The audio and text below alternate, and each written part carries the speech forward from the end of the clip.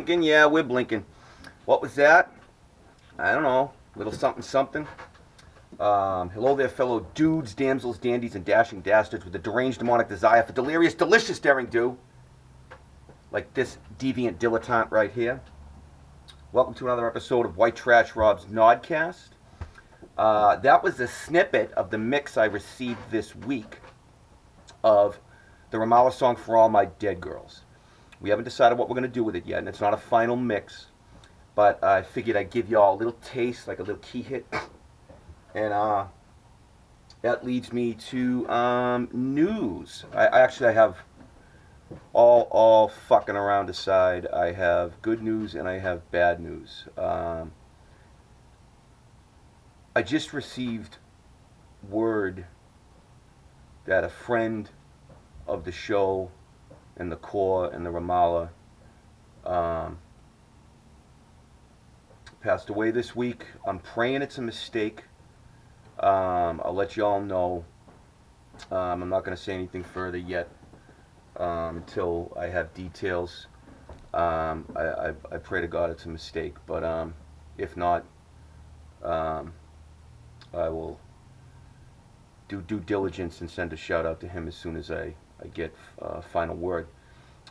In better news, as I said, finally got a mix of For All My Dead Girls by RAMALLAH, a song, one of the songs that we've been working on up at RAMALLAH's home studio and home base, Innsmouth Studio.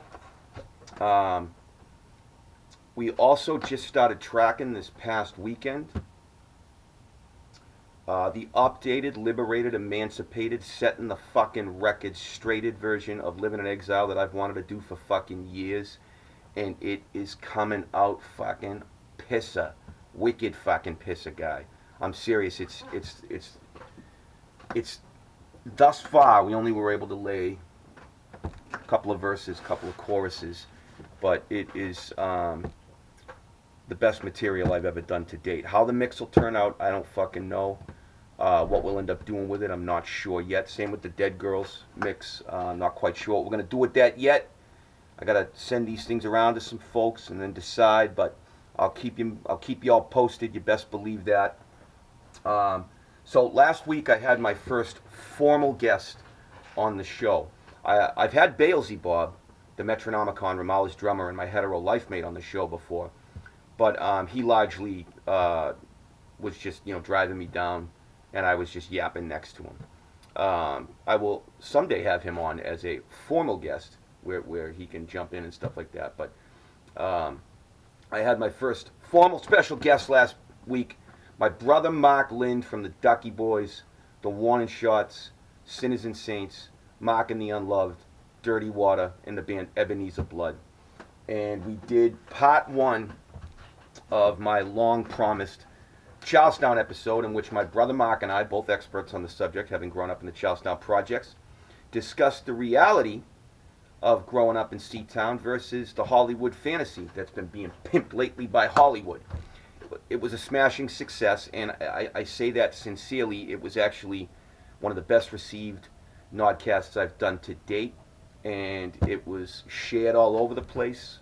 Thank you all. Please continue to do the same, so I might break the cult of silence and give a voice to the Wasted Youth Crew denizens. So I can speak for the Wasted Youth Crew. You get what the fuck I'm saying. This week's episode, even though we recorded it last week, how's that for fucking convoluted? I got my brother Mark back again. So after a quick break, we'll come back, and Mark and I will yap a bunch of non-sequential crap and take a stab at a hackneyed, half-assed, non-cohesive top 5 list. A couple of people had suggested on the social media and stuff. I was asking for show topics and questions to answer and stuff. A lot of people said do some top 10 lists. Well, I'm a half-assed kind of guy, so me and my brother did a top 5 list this week. Hope you all fucking enjoy it. And this weekend is the big FALLCORE show down in Houston, Texas. So anybody that's down in the Texas area, come down and check it out. It's on December 2nd in Houston. I don't remember the name of the venue, and I'm not going to stumble around trying to find it right now. You can find all the pertinent info on the social media, but I'm bringing it up for this reason. I am going to attempt to do a Nodcast over the weekend while I'm down in Texas, but I may not be able to do that. I wanted to do that over the weekend of the last Philly show that RAMALLAH did with 100 Demons, and I was unable to get it together in time. So that's what I'm hoping to do, but there may not be an episode next week because of that, because I'm going to be tied up over the next couple of days going down to Texas. So we'll see. I'll keep you posted and all that shit. Once again, thank you all for the support. Thank you all for the shares last week. Please continue to do so. It helps us out a lot. And take a quick break. Be back with my brother Mark, special guest on White Trash Rob's Nodcast, and we'll do some kind of half-ass top 5 list. See you then, guy. The sign in the road says we're going nowhere. Oh yeah!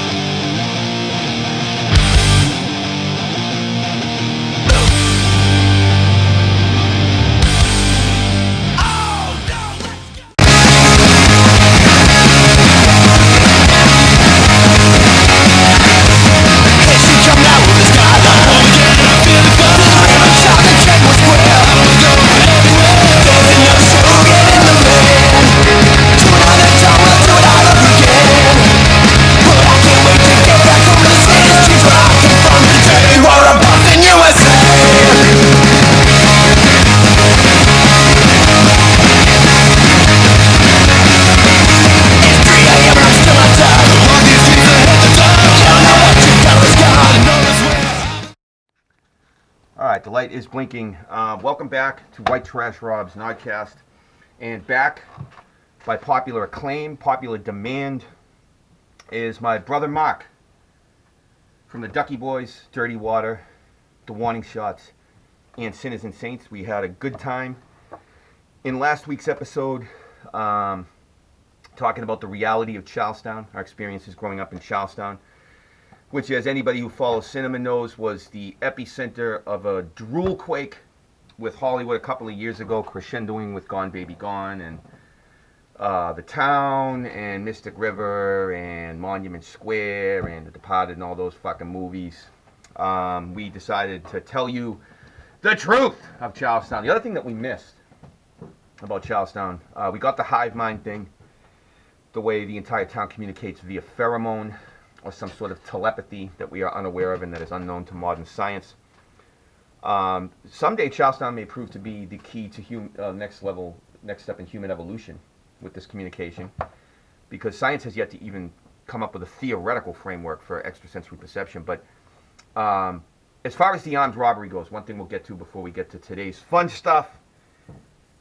Yes, Charlestown has always been, like, even when I got arrested after I took the cops on that chase around fucking Alston and then got pinched at the state tolls. Once they had me out of the car and was done treating me with a lot of love, when they were asking where I was from, and I said I'm from Charlestown, they're like, "Oh, is the money under the front seat or is it in the fucking trunk?" Like they were joking about me running from, well, you just rob a fucking pharmacy? That is the chief export of Charlestown, is robbery. Yeah, it is, robbery.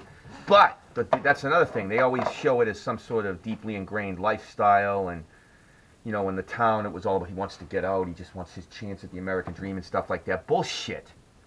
Maybe back in the 50s, 60s, and 70s when there was still the organized rings, guys were just, there was just working, the classic reason for organized crime, working class guys trying to get ahead the best way they can if they're willing to be violent. But for the past 30, since the 90s anyway, so that's almost 30 years now, almost, 20 years. Yeah. It's 20 years. The motivation is no longer for any of those other reasons, it's for drugs. Yeah. That's what happened. Heroin, Charlestown was always a huge drug town, as you know. You know, you must have noticed this. I always thought it weird that the cultural ethos in Charlestown was back asswards. In Melrose and places like that, there's always the renegade, creepy kids at the edge of town doing drugs and stuff like that. And there's girls that are attracted to them, but generally the desirable mates are the Joe Jock football guys doing right by the American dream and smashing the football in the end zone and stuff like that. In Charlestown, the guys that got the girls in high school were 22-year-old drug addicts hanging up the corner. The ones that did the most drugs were the ones that were the most desired mates. You remember that, right? Yeah, well, what you were supposed to do in Charlestown was get in the drugs, have kid when you're still in high school, and then rob something. go to jail or something. Yeah, go to jail and Or rob. die. Yep. Die of an overdose or stick up a pharmacy or a fucking bank. Or just maybe get your own place in the projects eventually and well, that's the contribute to society and that. yeah, that's the retirement plan. But the thing that the movies they try to invest the phenomenon with some sort of, if not nobler, then at least larger agenda of we're gonna get our slice of the pie and stuff like that. And like I said, that may have been the case back in the heyday of the Irish mob in the 50s, 60s, and 70s when it was still competing with the Italians. But the last 20 to 25 years, it's almost all motivated by Oxys, basically. oxys and heroin. Well, like we don't have to So stay that on this topic, but the ethos stayed the same, the motivation changed. well, that kid I went to school with that took the truck idling outside of a pharmacy. Was that No. okay? But yeah, they're totally motivated by different things. Jump in the truck and take off with the drug truck. Oh yeah, you know what though? That's a man with a plan, because back when I was using oxycontins, I used to be like, if I could just find where they make them, I'd go there and I'd get them. Like that was Free 'em. Yeah, I'd free them from the evil clutches of the Purdue Empire. Go forth, my children. So that's actually pretty fucking slick. But that's also why, you know, the rat factor went through the roof.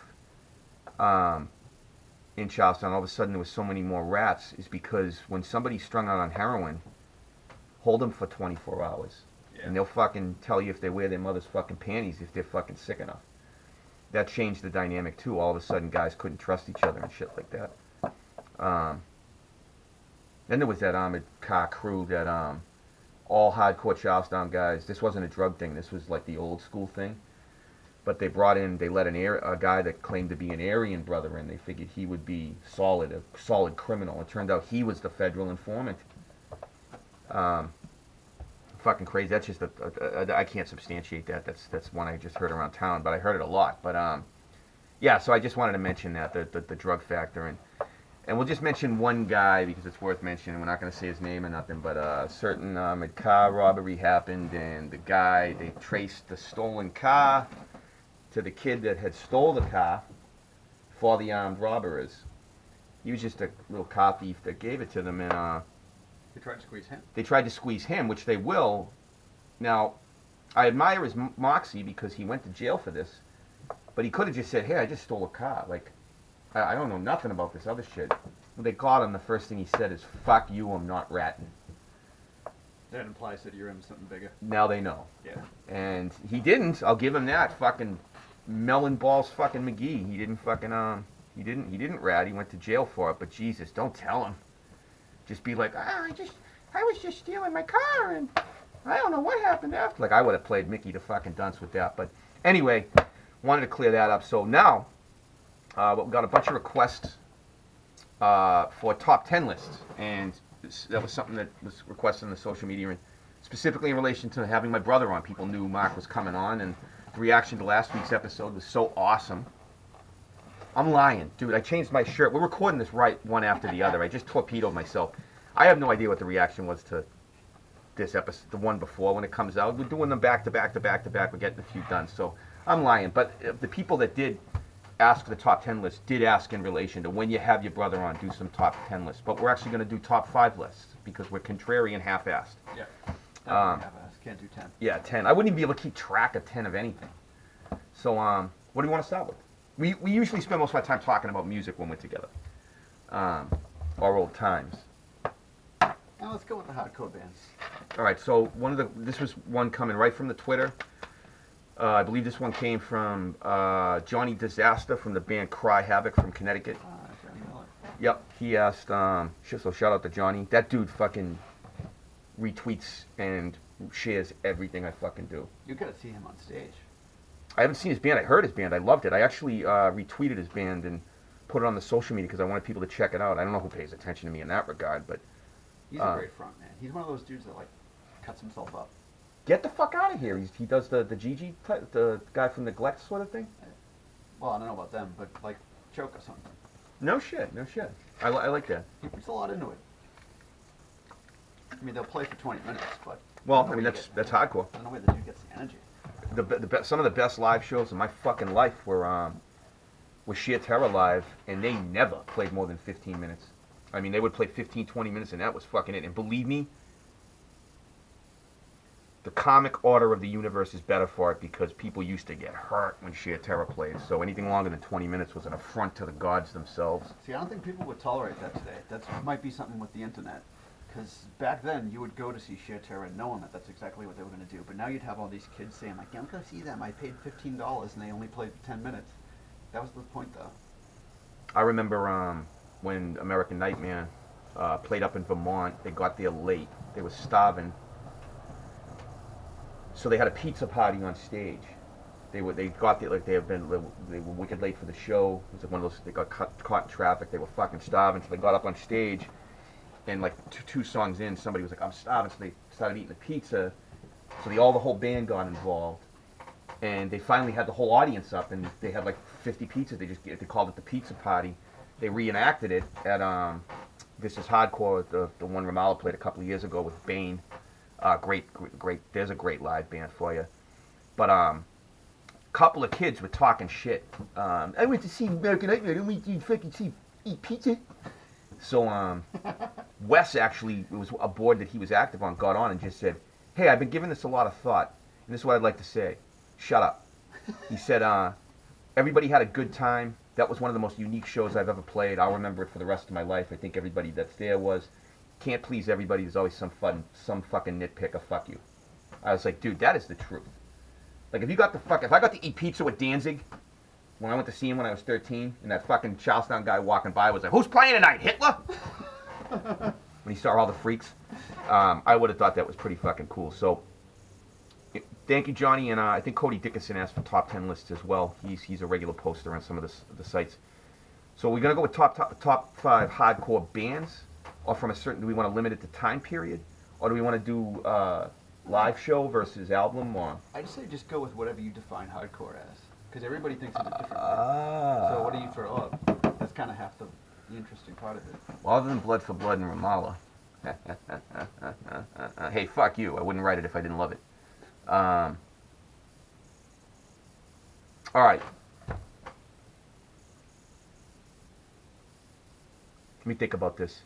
Because there are so many different definitions. If you're talking what I consider like pure hardcore, as opposed to still, see, this is where it gets subjective, but as opposed to like still sort of lingering with hardcore punk, and then there's when it tips over and turns into metalcore, and then of course even during the time of what we call pure hardcore, which is like for me second wave hardcore, like Cro-Mags, Sick of It All, Slapshot. Well, Slapshot was first wave, kind of first wave. They fell like kind of in the middle.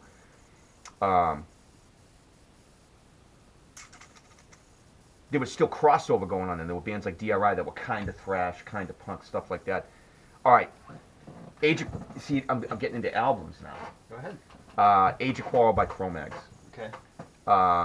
Even though I wasn't, I gotta come clean here, and it's an admission I'm not comfortable with. But at that time, I first got into hardcore in the late '80s. I was not a huge Cro-Mags fan, and this sounds like blasphemy, but you gotta understand, at the time, the only albums that I heard, because that's when they were out, that's when they came out, were like Alpha Omega and Near Death Experience and stuff like that. And I wasn't wild about that. I was really into thrash at that point, and speed metal, or like pure fucking hardcore, like Step On It by Slapshot. And albums like, even though these went on to be some of my favorite bands, albums like Cause for Alarm by fucking Agnostic, and like Near Death Experience by the Cro-Mags, they puzzled me. Because they were kind of like leaning it wasn't thrashy enough to be thrash. It wasn't hardcore enough to be hardcore. It wasn't a half gesture. These were extreme albums, but like Cause for Alarm, I couldn't stand. It didn't sound like Agnostic Front to me. I don't like Agnostic Front prior to their comeback in the 90s. No shit, you're one of those people. I love their stuff when they came back. I love it. Like I actually like Something's Gotta Give is one of my favorite albums.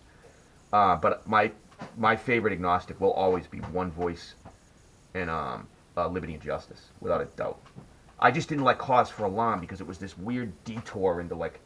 Was that like when they went kind of metal? It was the thrash album. Oh, okay. It was the one with like The- ding ding ding ding ding ding ding Peter Steele worked with them on that? I heard that Pete Steele wrote it. I can't confirm that. I've never asked Roger. And I've had the chance to ask Roger. I know Roger very well, but I just never thought to ask him when he was around. But I have heard for years that Pete Steele wrote the music on that. That would make sense because it's a very metal album, and it sounds kind of carnivore-ish. So what was it? That was the one, Age of Quarrel, I never heard, and I was on tour at Pressure Point, and Mike Erickson made me listen to it. Oh yeah, Made me. that's a revelatory album. That is an album that, first of all, that's the first hardcore album that yanked it from the suburbs, because people forget, hardcore was originally a suburban phenomenon. And I got no problem with that, but that's what it was. It was a suburban phenomenon. Age of Quarrel yanked that and put it dead urban. It turned it into an urban phenomenon, or at least it opened the door for it to be an urban phenomenon. It's a pure album. The lyrics are fucking awesome and unprecedented for the time. A lot of it's talking about the street, specific, very honestly, dealing with the stuff that those guys were dealing with on a daily basis. It's a seminal album in a lot of ways, and I got into it real quick when I was exposed to it and started going to shows. It's just I didn't like it as a kid when the albums were just going on because I hadn't heard it. Like I said, Alpha Omega and Near Death Experience were the ones that came out at that time, and I wasn't too into them. So the Cro-Mags I wasn't listening to that much. But when I heard fucking Age of Quarrel, I was like, oh my fucking god. For third wave New York hardcore, the album, although they were around for the second wave, the album that to me sums up New York hardcore at its best in what it kind of was turning into, what it was going to turn into, Droppin Many Suckers by Madball. And I'm talking beyond just the songs and that was some aggressive, heavy shit, but the sounds themselves, these slab guitars, all chunka, like, everything about that album was appealing to me when I heard it. That was a revelatory experience as well. That's the ones before Set It Off, right? Yes. I think it's the one right before Set It Off. It's like, wasn't it like a 7-inch or something? It was originally a 7. They recorded an album's worth of material for it, but they only released a 7-inch worth of it. Years later, it came out as the whole Droppin Many Suckers with all the extra songs on it. Oh, okay. But that one, and his voice was almost death metal-ish on it, but it wasn't. It was just really, like that real deep, mean sort of thing.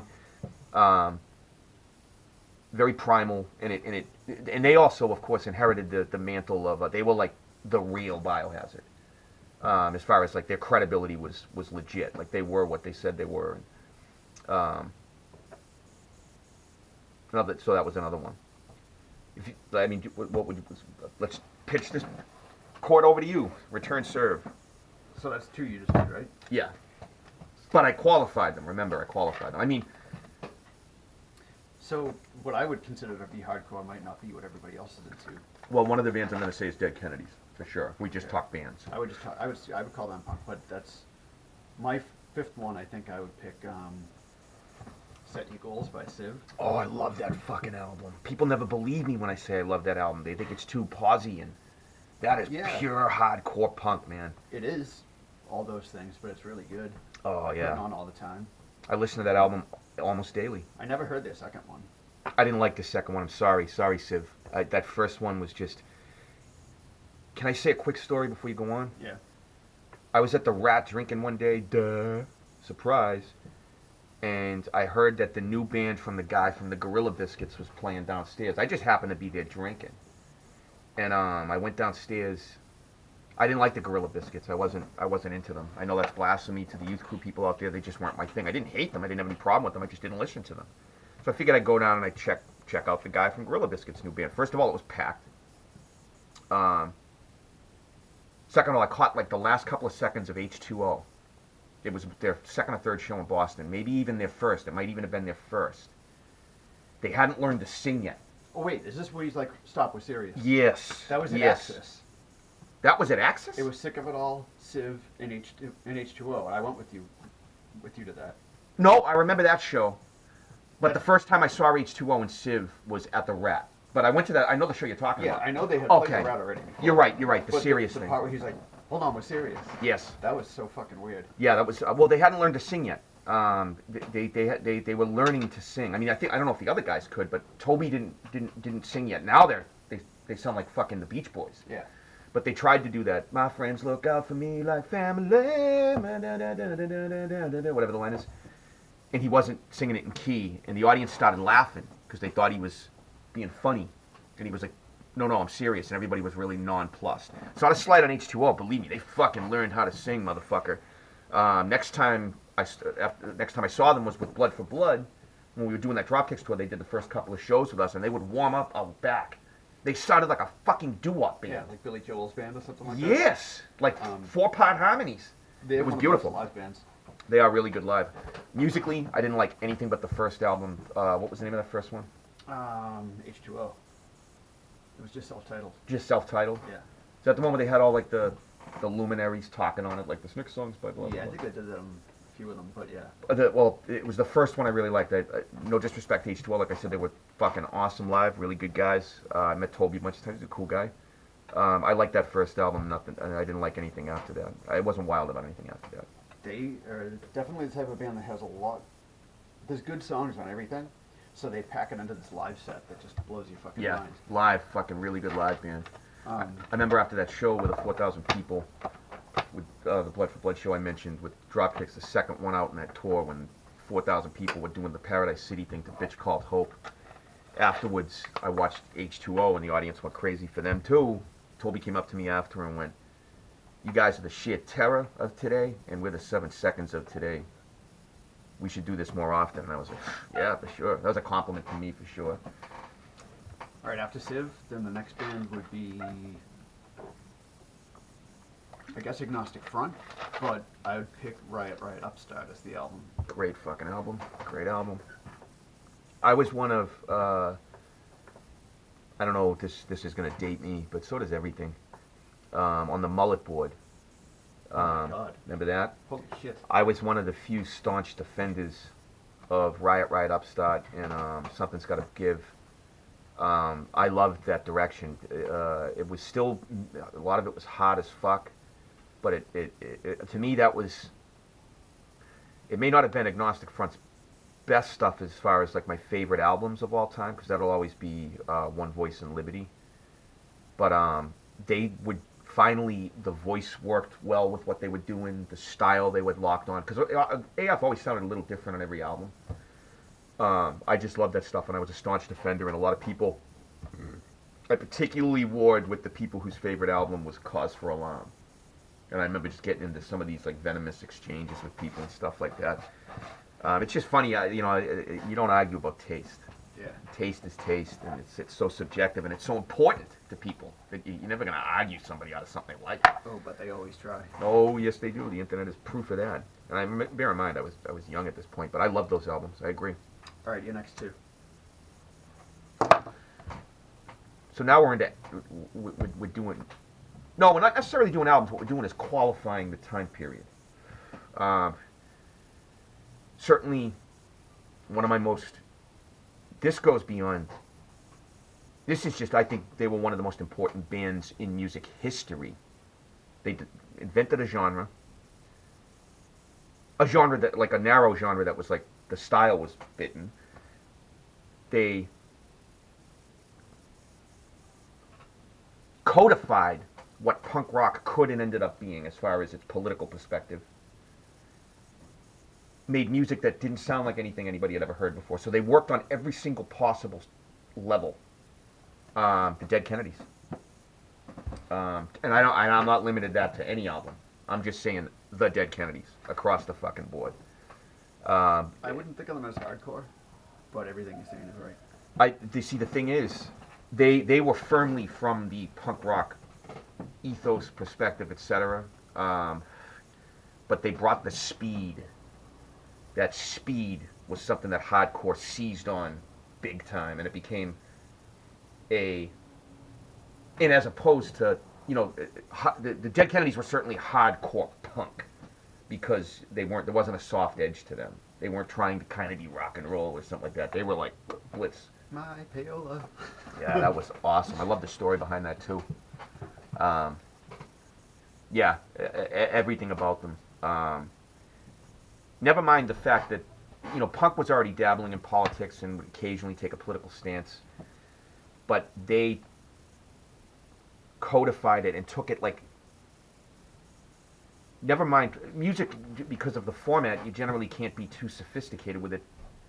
Dead Kennedy's lyrics are as sophisticated as an essay by an academic on the subject.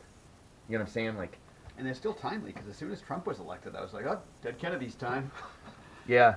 Although I'm really starting to I mean, that's an especially troubling development. But real quick, it's kind of because I read it, I was like, man, this is where I'm leading now. Do you remember in like 87, 88, Dead Kennedys were already broken up, but Jello Biafra started appearing on all those talk shows about the PMRC. Oh yeah. And Oh yeah. then he was on the Ice-T album. Yep. So he sort of became something after they. I mean, I don't know how big they were then, because Well, he this was after they. went on to inherit all of what the Dead Kennedys were known for. In one, he became the visible vicar of all that stuff: free speech, humanist perspective. Did he ever do any other music that was good though? He did an album with DOA called Last Scream of the Missing Neighbors. That was one of the best albums, one of my favorite albums of all time, and number one of my, off the top of my head, if we were to do a top 5 list of underrated albums or underheard albums of all time, check out Last Scream of the Missing Neighbors, DOA with Jello. Fucking awesome from top to bottom. One of the meanest albums you'll ever hear Jello sing on too. Was that with Chuck Biscuits from DOA? I don't think Chuck was playing with them at that point, but it was DOA. Very riffy. Yeah, absolutely, I may have to absolutely. look into that one. You have to. Criminally underrated. Check it out, kids. Do yourself a fucking favor. But just very quickly about the politics. I heard this quote the other day. There is only one party in the United States, the Property Party, and it has two right wings, Republican and Democrat. Republicans are a bit stupider, a bit more rigid, a bit more doctrinaire in their laissez-faire capitalism than the Democrats, who are cuter, prettier, a bit more corrupt until recently, and more willing than the Republicans to make small adjustments when the poor, the black, the anti-imperialists get out of hand. But essentially, there is no difference between the two parties. That was a quote by Gore Vidal, who I love. I could read Gore Vidal all day. Also interesting quote by him was Norman Mailer headbutted him in the middle of an argument one time. Gore Vidal's an author. Okay. And Norman Mailer's an author. Although calling the two of them the same thing is a real stretch. I can't stand Norman Mailer and his tough guy bullshit, but and I could read Gore Vidal all day. But Mailer at a talk show had headbutted Gore Vidal in the green room. And somebody asked him later, why did Norman Mailer headbutt you? And he said, well, once again, words failed Norman. Meow!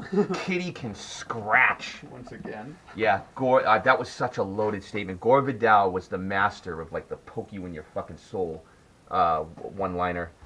But what was my fucking point? Oh, and the same thing with the I was just gonna quote an anonymous quote about both sides of the fence are increasing surveillance. Both sides of the fence, right and left, Democrat and Republican. Well, no. Democrat and Republican are outsourcing jobs, eradicating the middle class, starting wars. There's only cosmetic differences. But that doesn't mean we need to vote lunatics into office. If you just read me that and said Jello Biafra wrote it, I would have believed you. For sure. That's the type of politics that he dabbled in. Like, not politics. Anybody can dabble in politics. That's the type of perspective he brought to it. The type of lethal barb and acidulous anger and satire, and he was a lethal lyricist, and he also hearkened and this is, people are going to find this crazy, but the way he fit words into the music in a lot of ways presaged hip-hop. because with Dead Kennedys, the word was equally as important as the music. And he found ways to really spitfire lyrics in there. He was not going on the classic hardcore, I'm angry, you're stupid, blah, blah, blah, like the A, B, A, B. That dude fit lyrics in. So yeah, Dead Kennedys. All right, who's after that? Who for you? It's your turn. Oh, probably Madball's Demonstrate My Style. Oh, I love that album too. See, that would be an album you picked as a top example of that Yeah. sound. Yeah. Actually, I don't know. I thought I'd have more to say, but I really don't on that one. We listened to that one a wicked lot when we started the Ducky Boys. If you go back and listen to No Get Out, there's a lot of thievery on there from Madball that Oh yeah, no, probably wouldn't. like Rise Up, the breakdown and all stuff. that sort of shit. Yeah, But that was all Demonstrate My Style. I like that one. me and Buddha sang on that Yeah. with Ian from Reach the Sky. I was wicked proud of that as a kid because that was when we sang on that album. That's when I was like 17 and in the crowd. Well, no, I was about 19, 20 It at was that weird point. though that you came home after you did that and it was like, what? How do you end up on a fucking Madball album? It was Ian Larrabee, and Keith Bennett with a connection. Madball had heard some backup vocals that I think Buddha and I had done, and it said, who are the guys that did that? And if I'm remembering correctly, it might have just been that we were available. Yeah. I'm not trying to say that they sought us out or anything like that, but I was wicked proud of that because that was when at that moment, they were my favorite band, and I was in the crowd. We weren't even playing at the point where we were big enough to play shows with them at that point. At least I don't think so. We may have been opening for them at that point, but that was like a huge deal to me. Yeah, that was a great fucking album. I like a lot of theirs. Actually, if it's not like Civ where they have one awesome one, it's got to be a band that can kind of grab anyone and throw it on. And it kind of still satisfies the same thing. Madball's one of those bands. I mean, that's kind of like, I don't know. I like bands that have been around for a while and have multiple albums. Yeah, sure. You get a sense of what they're all about. I haven't listened. The last album that I like really digested was Look My Way, but that's nothing to do with the band. I just don't listen to as much of that particular stuff, that type of stuff. But yeah, Droppin Many Suckers, man, that was like one of those albums I heard where I said like I want to do this. Like this is that Civ album too. Like I said, I wandered downstairs at that Rat show. I didn't know nothing about them, and it was like 300 people packed in there. They were so fucking good. And people, like I said, people used to be like, you like them, but they're so pausey, it's blah, blah, blah. I'm like, what's that got to do with anything? I can listen to whatever I want. But there was something so satisfying about their fast parts were like pure, and they had those awesome the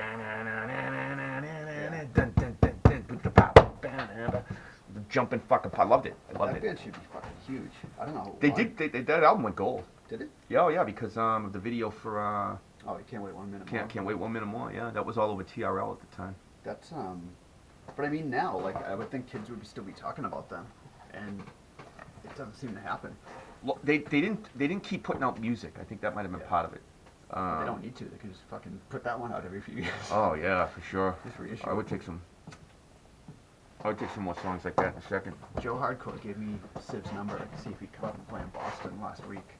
And I'm too fucking pussy to even, I don't want to call a guy. I'm not going to say. Yeah. I used to do that when I was like 18. Come play Boston. You did it with AFI. But You had every band come through when you were booking at the Rat. You were the first guy to, I think, have AFI come through. Swinging Utters. well, Ken had the Swingin' Utters. But I remember your room in the projects was covered with the press packages for all these bands you were booking. And I remember that was before AFI turned into vampires. It was when they were like nerds with like baseball hats on sideways doing stuff like this. I didn't like them. But I like what they turned into. Yeah, me too. What they were then was like, I wasn't quite sure what they were doing. But I tell you, I met Davey Havoc once. We were playing with Sick of It All. We were touring with Sick of It All. And we played Orange County. And I got off stage. We had fucked Blood for Blood. We had killed it.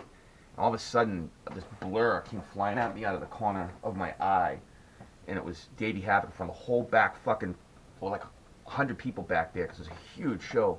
He jumped from like 10 feet away, flew through the air, and grabbed me like this. It was an awesome set. Fucking kissed me, but what he doesn't know is he nearly paralyzed me from the waist down, because as sort of effete or stylish or even effeminate as that guy may appear, he is solid muscle.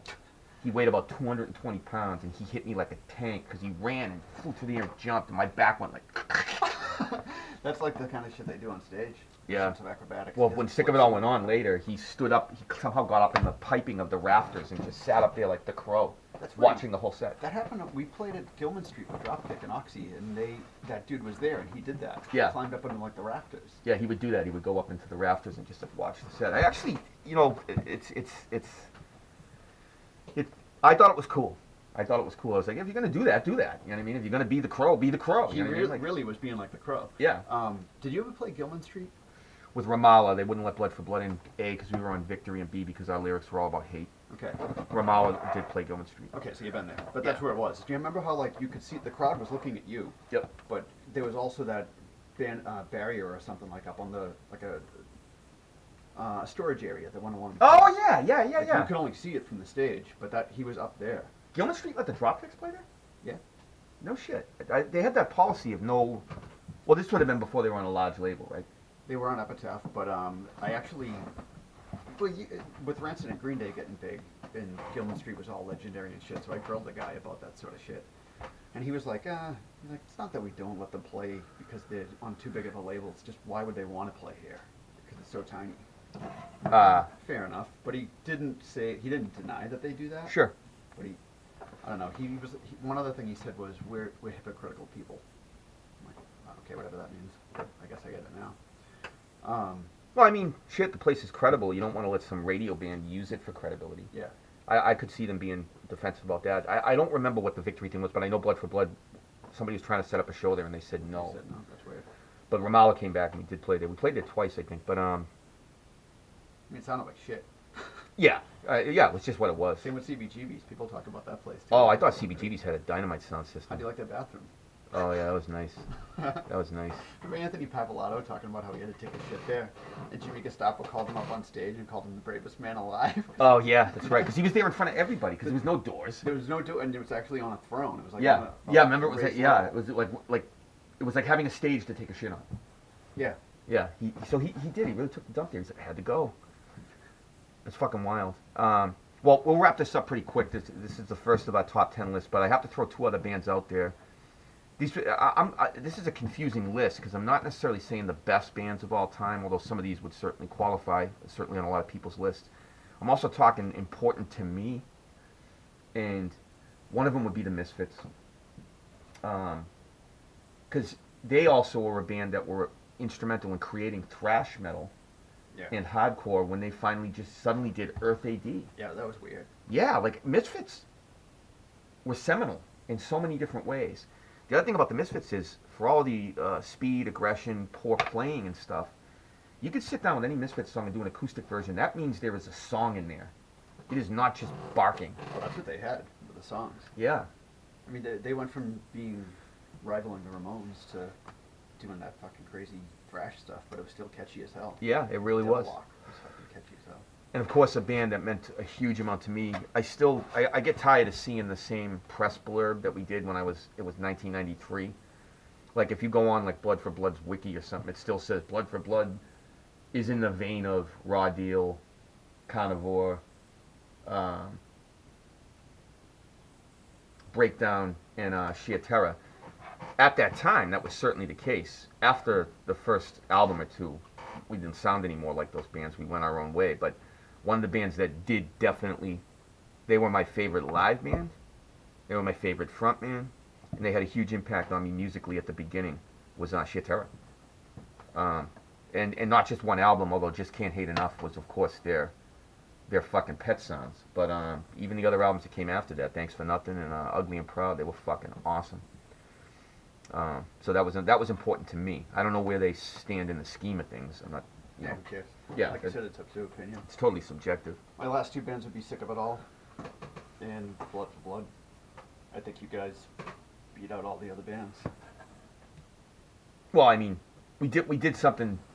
Thank you. I just think somebody asked me recently, what if you could sum up hardcore in one sentence, what would it be? And I said, I got to qualify this.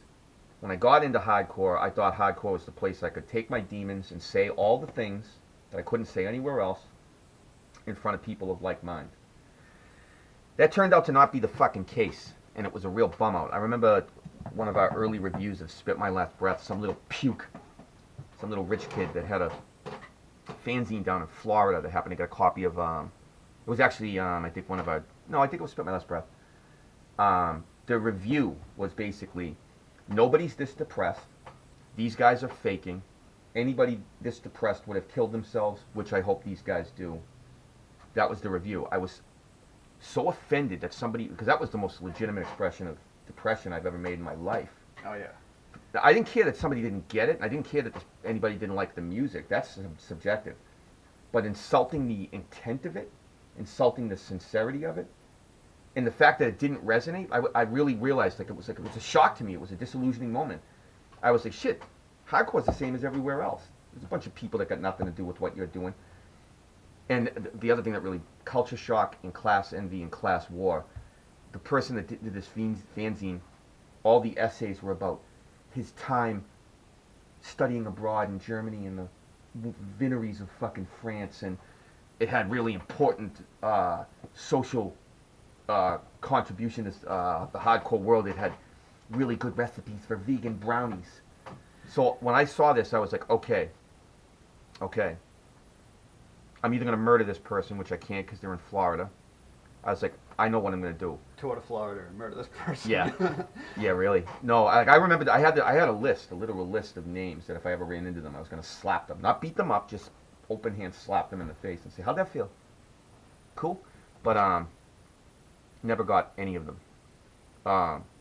What I ended up doing was, all right, if this isn't what I thought it was, I'll make it what I thought it was. With music, I'll try to make a place for the people like me. And that happened to some extent, and I'm proud of that. That's something I'm actually proud of, that the people like me found a focal point. They didn't have to listen to a bunch of bands that they could call, that one's mine, that one's my own. Those guys are us, we're them, vice versa. So hardcore still means what it did at the beginning. I just had to carve a little spot out for it. And that's what Blood for Blood and Ramallah later was to me.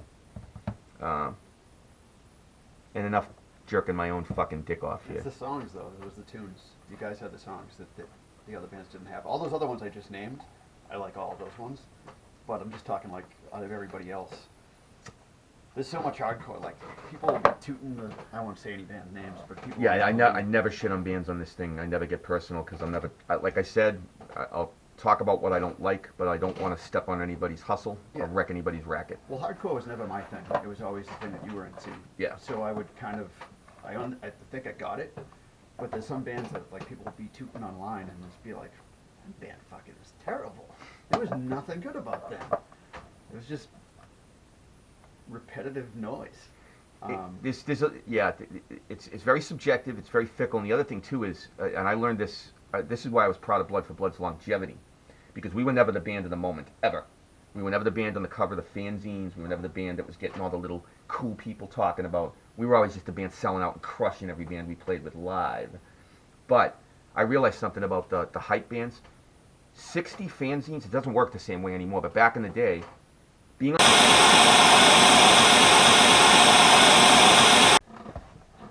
Alright, can't have a Nodcast without a fucking colossal fuck up or loss of data. Mark, welcome to the show. We just went on for about another 5 minutes and wrapped up. But the battery died on this fucking thing. Good God, this battery has a fucking shot of fruit juice in it. Yeah, we were just saying, 60